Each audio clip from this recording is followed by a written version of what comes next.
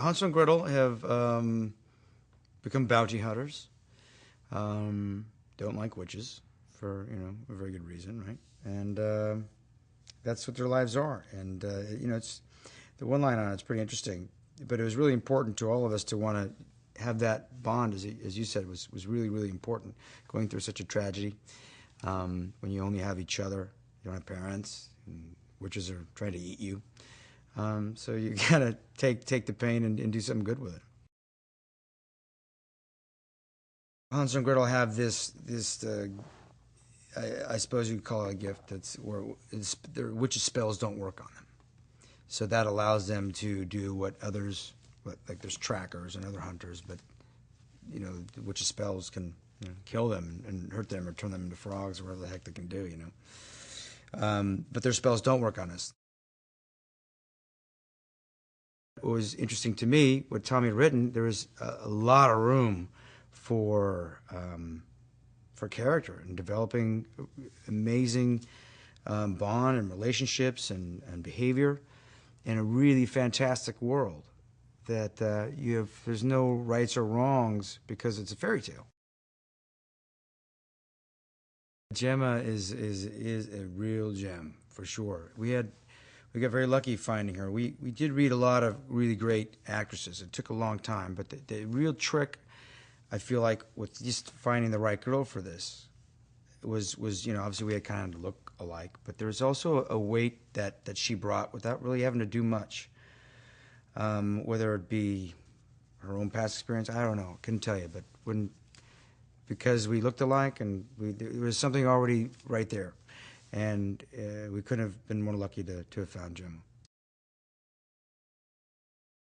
Peter Stormare plays the sheriff. He's a very big character in the sense of energy and sort of how he kind of presents things, very theatrical.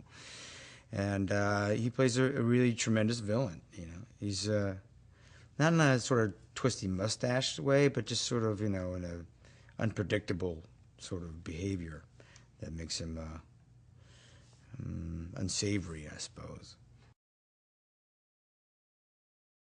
Pila was also another really wonderful, lucky find for us. That we found early, but we wanted.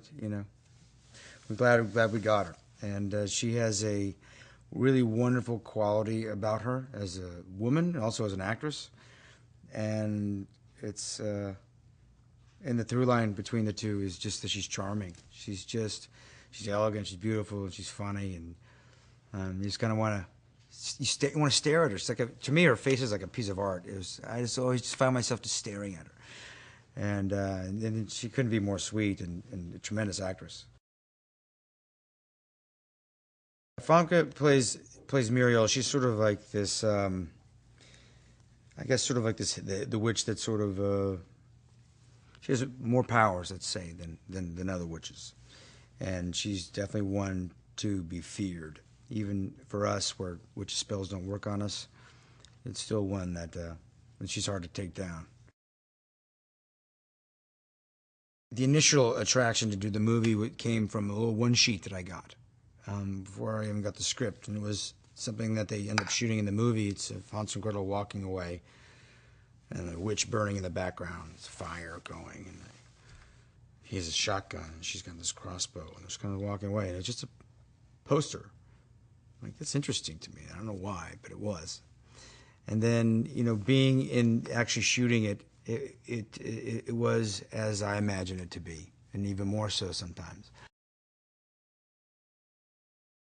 Having the environment and the world around you feel like it was. So I didn't have to do any green screen really for the most part. I got to use the surroundings as I would, as if I was there. I wanted to not leave that world. To be honest with you, when I was walking around Augsburg in this cool ass leather coat and just getting off a horse, and I got a shotgun on my shoulder and grabbing some apples, and I like to live like this. This is kind of cool. And they have this old cool tavern, and they scoop beer out of the trough, and I don't know. There's something really primal that was really, really fun to me. Most of it is all practical. Even the witches flying off on brooms, all practical. It's not CGI. They're all on wires or whatever it might be. It's awesome.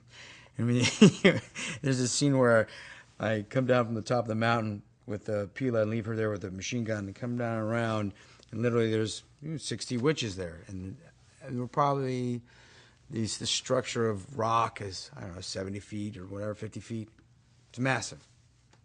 They're just shooting witches, and they just start taking off on brooms like when you flick on a light and the cockroaches scatter. I mean, it's the funniest thing. It really, I started to giggle about it.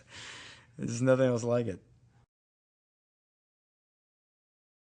I always knew if I can get him to smile ear to ear, like, okay, there's a good take, or there's a good scene, or there's a good suggestion, or whatever the heck it was. It's like,